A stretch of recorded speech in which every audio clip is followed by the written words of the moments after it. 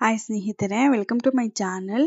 ಈ ವಿಡಿಯೋದಲ್ಲಿ ರಾಜ್ಯ ಸರ್ಕಾರವು ಎಲ್ಲ ಆಸ್ತಿ ಮಾಲೀಕರಿಗೆ ಹೊಸ ಆದೇಶವನ್ನ ಹೊರಡಿಸಲಾಗಿದೆ. ಹೌದು ಸ್ನೇಹಿತರೆ, ನಿಮ್ಮ ಮನೆ, ಜಮೀನು, ಸೈಟು, ಕೃಷಿ ಭೂಮಿ ಎಲ್ಲ ಆಸ್ತಿಗಳಿಗೂ ಕೂಡ ಕಡ್ಡಾಯವಾಗಿ ಆಧಾರ್ ಕಾರ್ಡ್ ಲಿಂಕ್ ಮಾಡಿಸಲೇಬೇಕು ಅಂತ ರಾಜ್ಯ ಸರ್ಕಾರವು ಹೊಸ ಆದೇಶವನ್ನ ಹೊರಡಿಸಲಾಗಿದೆ. ಇದರ ಬಗ್ಗೆ ನಾವು ಸಂಪೂರ್ಣ ಮಾಹಿತಿಯನ್ನ ಈ ವಿಡಿಯೋದಲ್ಲಿ ನೋಡೋಣ. ಇನ್ನು ಇದರ ಜೊತೆಗೆ ರಾಜ್ಯ ಸರ್ಕಾರದ ಗ್ಯಾರಂಟಿ ಸ್ಕೀಮುಗಳಾಗಿರುವಂತಹ ಗೃಹಲಕ್ಷ್ಮಿ ಯೋಜನೆ ಮತ್ತು ಅನ್ನಭಾಗ್ಯ ಯೋಜನೆ. ಈ ಗೃಹಲಕ್ಷ್ಮಿ ಯೋಜನೆ ಮೂಲಕ ನಮ್ಮ ರಾಜ್ಯದ ಮಹಿಳೆಯರಿಗೆ ಪ್ರತಿ ತಿಂಗಳು 2,000 ರೂಪಾಯಿ ಬರುತ್ತದೆ. ಇನ್ನು ಅನ್ನಭಾಗ್ಯ ಯೋಜನೆ ಮೂಲಕ 10 ಕೆಜಿ ಅಕ್ಕಿ ಅಂದ್ರೆ 5 ಕೆಜಿ ಅಕ್ಕಿ, ಇನ್ನು 5 ಕೆಜಿ ಅಕ್ಕಿ ಅಮೌಂಟ್ ನಿಮ್ಮ ಅಕೌಂಟ್ಗೆ ಆಡ್ ಮಾಡ್ತಾರೆ. ಇನ್ನು ಮುಂದೆ ರಾಜ್ಯ ಸರ್ಕಾರವು ಇಂತಹ ರೇಷನ್ ಕಾರ್ಡ್ ಇದ್ದವರಿಗೆ ಗೃಹಲಕ್ಷ್ಮಿ ಯೋಜನೆ 2,000 ರೂಪಾಯಿ ಮತ್ತು ಅನ್ನಭಾಗ್ಯ ಯೋಜನೆ 5 ಕೆಜಿ ಅಕ್ಕಿ ಅಮೌಂಟ್ ಕೂಡ ನಿಮಗೆ ಸಿಗುವುದಿಲ್ಲ. ಹಾಗಾದರೆ ಎಂತಹ ರೇಷನ್ ಕಾರ್ಡ್ಗಳಿಗೆ ಗೃಹಲಕ್ಷ್ಮಿ 2,000 ರೂಪಾಯಿ ಮತ್ತು ಅನ್ನಭಾಗ್ಯ ಯೋಜನೆ ಅಕ್ಕಿ ಅಮೌಂಟ್ ಕೊಡಲ್ಲ ಅಂತ ಡೀಟೇಲ್ ಆಗಿ ನಾವು ಸಂಪೂರ್ಣ ಮಾಹಿತಿಯನ್ನ ಈ ವಿಡಿಯೋದಲ್ಲಿ ನೋಡೋಣ. ಅದಕ್ಕೂ ಮುಂಚಿತವಾಗಿ ನೀವಿನ್ನು ನಮ್ಮ ಚಾನೆಲ್ಗೆ ಸಬ್ಸ್ಕ್ರೈಬ್ ಆಗಿಲ್ಲವೆಂದರೆ ಈಗಲೇ ಸಬ್ಸ್ಕ್ರೈಬ್ ಆಗ್ಬೋದಲ್ವಾ? ನೀವಿನ್ನು ವಿಡಿಯೋಗೆ ಲೈಕ್ ಮಾಡಿಲ್ಲವೆಂದರೆ ಈಗಲೇ ಲೈಕ್ ಮಾಡಿ, ವಿಡಿಯೋನ ಸ್ಕಿಪ್ ಮಾಡದೆ ಕೊನೆ ತನಕ ನೋಡಿ. ಇನ್ಮುಂದೆ ಗೃಹಲಕ್ಷ್ಮಿ ಯೋಜನೆಯ ಹಣ ಹಾಗೂ ಅನ್ನಭಾಗ್ಯ ಯೋಜನೆಯ ಹಣ ಇಂಥವರ ಖಾತೆಗೆ ಜಮಾ ಆಗುವುದಿಲ್ಲ. ಯಾಕೆಂದರೆ ಈ ಎಲ್ಲ ಯೋಜನೆಗಳಿಗೆ ಮುಖ್ಯವಾಗಿ ಬೇಕಾಗಿರುವುದೇ ರೇಷನ್ ಕಾರ್ಡ್. ಆದರೆ ಸರ್ಕಾರ ಈಗ ಅನರ್ಹರನ್ನು ಗುರುತಿಸಿ ಅಂಥವರ ರೇಷನ್ ಕಾರ್ಡ್ ರದ್ದುಪಡಿಸುತ್ತಿದೆ. ಇಂದು ರಾಜ್ಯ ಸರ್ಕಾರದ ಗ್ಯಾರಂಟಿ ಯೋಜನೆಗಳಿಂದಾಗಿ ಮಹಿಳೆಯರು ಪ್ರತಿ ತಿಂಗಳು ಕನಿಷ್ಠ 2ರಿಂದ 2,500 ಸಾವಿರ ರೂಪಾಯಿಗಳನ್ನು ಸರ್ಕಾರದಿಂದ ಉಚಿತವಾಗಿ ಪಡೆದುಕೊಳ್ಳುತ್ತಿದ್ದಾರೆ. ಇದು ಮಹಿಳೆಯರ ತಿಂಗಳ ಖರ್ಚಿನ ನಿರ್ವಹಣೆಗೆ ಸಹಾಯವಾಗುತ್ತಿದೆ. ಆದರೆ ಇನ್ನೂ ಸಾಕಷ್ಟು ಮಹಿಳೆಯರು ಸರ್ಕಾರದ ಗ್ಯಾರಂಟಿ ಯೋಜನೆಗಳಿಗಾಗಿ ಅರ್ಜಿ ಸಲ್ಲಿಸಿದರೂ ಕೂಡ ಅವರ ಖಾತೆಗೆ ಹಣ ಜಮಾ ಆಗಿಲ್ಲ. ಇದಕ್ಕೆ ಸಾಕಷ್ಟು ಬೇರೆ ಬೇರೆ ಕಾರಣಗಳು ಕೂಡ ಇವೆ.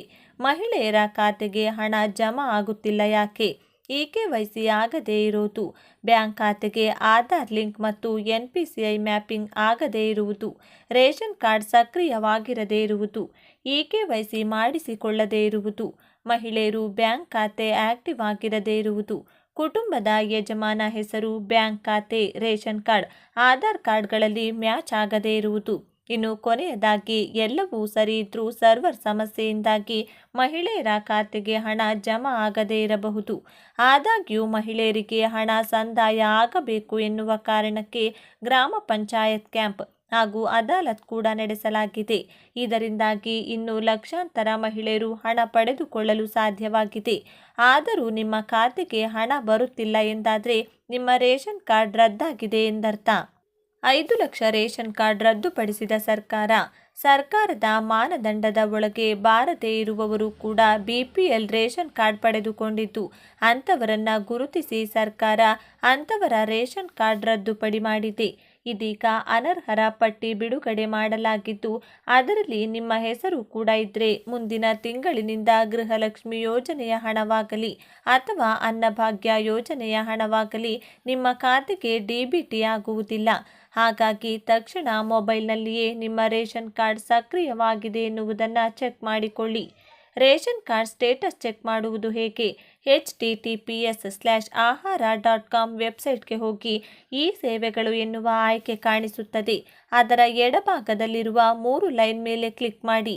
ಈ ಸ್ಥಿತಿ ಎನ್ನುವ ಆಯ್ಕೆ ಕಾಣಿಸುತ್ತದೆ. ಅದರ ಮೇಲೆ ಕ್ಲಿಕ್ ಮಾಡಿ. ಇಲ್ಲಿ ರದ್ದುಗೊಳಿಸಲಾದ ಅಥವಾ ತಡೆ ಹಿಡಿಯಲಾದ ಪಟ್ಟಿ ಕಾಣಿಸುತ್ತದೆ. ಅದರ ಮೇಲೆ ಕ್ಲಿಕ್ ಮಾಡಿ. ಈಗ ನೀವು ನಿಮ್ಮ ಜಿಲ್ಲೆ, ತಾಲೂಕು, ಹೋಬಳಿ ಮೊದಲಾದವುಗಳನ್ನು ಆಯ್ಕೆ ಮಾಡಿ 2024 ವರ್ಷವನ್ನು ಆಯ್ಕೆ ಮಾಡಿಕೊಳ್ಳಿ. ಗೋ ಎಂದು ಕ್ಲಿಕ್ ಮಾಡಿ. ರದ್ದಾಗಿರುವ ಅಥವಾ ತಡೆ ಹಿಡಿಯಲ್ಪಟ್ಟಿರುವ ರೇಷನ್ ಕಾರ್ಡ್ ಲಿಸ್ಟ್ ಕಾಣಿಸುತ್ತದೆ. ಒಂದು ವೇಳೆ ಇದರಲ್ಲಿ ನಿಮ್ಮ ಹೆಸರು ಇದ್ದರೆ ನಿಮ್ಮ ರೇಷನ್ ಕಾರ್ಡ್ ರದ್ದಾಗಿದೆ ಎಂದರ್ಥ. ನಿಮ್ಮ ಹೆಸರು ರೇಷನ್ ಕಾರ್ಡ್ನಲ್ಲಿ ರದ್ದಾಗಿದ್ದರೆ ನಿಮ್ಮ ಬಳಿ ರೇಷನ್ ಕಾರ್ಡ್ ಹೊಂದಿರುವುದಕ್ಕೆ ಸೂಕ್ತ ಕಾರಣ ಇದ್ದರೆ ಅದನ್ನು ನೀವು ಆಹಾರ ಇಲಾಖೆಗೆ ತಿಳಿಸಿ ದಾಖಲಾತಿಗಳನ್ನು ನೀಡಿ ನಿಮ್ಮ ರೇಷನ್ ಕಾರ್ಡ್ ಮತ್ತೆ ಸಕ್ರಿಯವಾಗುವಂತೆ ಮಾಡಿಕೊಳ್ಳಬಹುದು. ನೀವು ನಿಮ್ಮದೇ ಆಗಿರುವ ಸ್ವಂತ ಆಸ್ತಿಯನ್ನು ಹೊಂದಿದ್ದರೆ ಅಥವಾ ಇನ್ಮುಂದೆ ಸ್ವಂತ ಆಸ್ತಿಯನ್ನು ಖರೀದಿಸಿ ಅದನ್ನು ನೋಂದಣಿ ಮಾಡಿಸಿಕೊಳ್ಳಲು ಬಯಸಿದರೆ ಇದೊಂದು ವಿಚಾರವನ್ನು ಚೆನ್ನಾಗಿ ನೆನಪಿಟ್ಟುಕೊಳ್ಳಿ. ನೀವು ನಿಮ್ಮ ಆಸ್ತಿ ಪತ್ರಗಳಿಗೆ ಆಧಾರ್ ಜೋಡಣೆ ಮಾಡಿಸಿಕೊಳ್ಳಲೇಬೇಕು. ಒಂದು ವೇಳೆ ಆಧಾರ್ ಲಿಂಕ್ ಆಗದೇ ಇದ್ದಲ್ಲಿ ಅಂತಹ ಆಸ್ತಿಯಿಂದ ನೀವು ಸಮಸ್ಯೆ ಅನುಭವಿಸಬೇಕಾಗಬಹುದು. ಕಂದಾಯ ಇಲಾಖೆಯಿಂದ ಮಹತ್ವದ ನಿರ್ಧಾರ. ರಾಜ್ಯ ಕಾಂಗ್ರೆಸ್ ಸರ್ಕಾರ ಆಡಳಿತಕ್ಕೆ ಬಂದ ಮೇಲೆ ಕಂದಾಯ ಇಲಾಖೆಯಲ್ಲಿ ಹಲವು ಬದಲಾವಣೆಗಳನ್ನು ತರಲಾಗಿದೆ. ಕೆಲವು ಪ್ರಮುಖ ನಿಯಮಗಳು ಜನರ ಹಿತಾಸಕ್ತಿ ಕಾಯ್ದುಕೊಳ್ಳುವಲ್ಲಿ ಸಹಾಯಕವಾಗಿದೆ ಎನ್ನಬಹುದು. ಆಸ್ತಿ ನೋಂದಣಿ ಅಥವಾ ಮಾರಾಟ ವಿಚಾರದಲ್ಲಿ ಯಾವಾಗಲೂ ಸಾಮಾನ್ಯವಾಗಿ ವಂಚನೆ ಸಂಭವಿಸುತ್ತದೆ. ಸಾಮಾನ್ಯರು, ಬಡವರು ಈ ವಂಚನೆಯಲ್ಲಿ ಸಿಲುಕಿಕೊಳ್ಳುತ್ತಾರೆ. ಅದೇ ರೀತಿ ಸರ್ಕಾರದಿಂದ ಬಿಡುಗಡೆಯಾಗುವ ಎಲ್ಲ ಯೋಜನೆಗಳು ಸಾರ್ವಜನಿಕರ ಕೈ ಸೇರುತ್ತದೆ ಎಂದರೆ ಖಂಡಿತವಾಗಿಯೂ ಇಲ್ಲ. ಆದರೆ ಇಂಥ ತಪ್ಪುಗಳು ಇನ್ಮುಂದೆ ಆಗುವುದಿಲ್ಲ. ಆಧಾರ್ ಲಿಂಕ್ ಕಡ್ಡಾಯ. ರಾಜ್ಯದಲ್ಲಿ ಆಸ್ತಿ ನೋಂದಣಿ ಸಂಬಂಧಪಟ್ಟ ಹಾಗೆ ರಾಜ್ಯ ಸರ್ಕಾರ ಮಹತ್ವದ ನಿರ್ಧಾರವನ್ನು ಕೈಗೊಂಡಿದೆ. ರಾಜ್ಯದಲ್ಲಿ ಯಾರಿಗೂ ಕೂಡ ಸರ್ಕಾರದ ಸೌಲಭ್ಯಗಳು ಸಿಗದೇ ಇರುವಂತೆ ಆಗಬಾರದು. ಜೊತೆಗೆ ರೈತರಿಗೆ ಸರ್ಕಾರದ ಪ್ರತಿಯೊಂದು ಯೋಜನೆಯ ಲಾಭ ಸಿಗಬೇಕು. ಇದೇ ಉದ್ದೇಶದಿಂದ ರೈತರ ಪಹಣಿಗೆ ಆಧಾರ್ ಜೋಡಣೆ ಕಡ್ಡಾಯ ಎಂದು ಸರ್ಕಾರ ತಿಳಿಸಿದೆ. ಆರಂಭದಲ್ಲಿ ಪಹಣಿಗೆ ಆಧಾರ್ ಲಿಂಕ್ ಮಾಡುವ ಪೈಲಟ್ ಪ್ರಾಜೆಕ್ಟ್ ಅಂದರೆ ಪ್ರಾಯೋಗಿಕವಾಗಿ ಆರಂಭಿಸಲಾಗಿತ್ತು. ಇದೀಗ ಈ ಪ್ರಕ್ರಿಯೆ ಯಶಸ್ವಿಯಾಗಿದ್ದು ರಾಜ್ಯದ ಪ್ರತಿಯೊಂದು ಜಿಲ್ಲೆಗೂ ಕಡ್ಡಾಯಗೊಳಿಸಲಾಗಿದೆ ಎಂದು ಕಂದಾಯ ಇಲಾಖೆ ಸಚಿವ ಕೃಷ್ಣ ಬೈರೇಗೌಡ ತಿಳಿಸಿದ್ದಾರೆ. ಮಾಧ್ಯಮ ಮಿತ್ರರೊಂದಿಗೆ ಮಾತನಾಡಿದ ಸಚಿವರು, ನನ್ನ ಆಸ್ತಿ ಯೋಜನೆ ಅಡಿಯಲ್ಲಿ ನನ್ನ ಆಸ್ತಿ ನನ್ನ ಗುರುತು ಎನ್ನುವ ಉದ್ದೇಶವನ್ನು ಇಟ್ಟುಕೊಂಡು ನಿರ್ಧಾರವನ್ನು ಕೈಗೊಳ್ಳಲಾಗಿದೆ. ಪ್ರಾಯೋಗಿಕ ಪರೀಕ್ಷೆಯು ಗೆಲುವನ್ನು ಕಂಡಿದ್ದು ರಾಜ್ಯಾದ್ಯಂತ ಇದನ್ನು ವಿಸ್ತರಿಸಲಾಗುವುದು ಎಂದು ಸಚಿವರು ತಿಳಿಸಿದ್ದಾರೆ. ಎಲ್ಲವೂ ಇರುತ್ತೆ ಸರ್ಕಾರದ ಡಾಟಾಬೇಸ್ನಲ್ಲಿ. ನೀವು ಸರ್ಕಾರ ಬಿಡುಗಡೆ ಮಾಡುವ ಯೋಜನೆಯ ಪ್ರಯೋಜನ ಪಡೆದುಕೊಳ್ಳಬೇಕಂದ್ರೆ ನಿಮ್ಮ ಬಳಿ ಎಷ್ಟು ಆಸ್ತಿ ಇದೆ, ನೀವು ಎಲ್ಲಿ ವಾಸಿಸುತ್ತೀರಿ, ನಿಮ್ಮ ಜೀವನ ಹೇಗಿದೆ ಎಲ್ಲವನ್ನೂ ಸರ್ಕಾರಕ್ಕೆ ತಿಳಿಸಬೇಕು. ಹಾಗಂದ ಮಾತ್ರಕ್ಕೆ ನೀವು ವೈಯಕ್ತಿಕವಾಗಿ ಹೋಗಿ ತಿಳಿಸುವುದಲ್ಲ.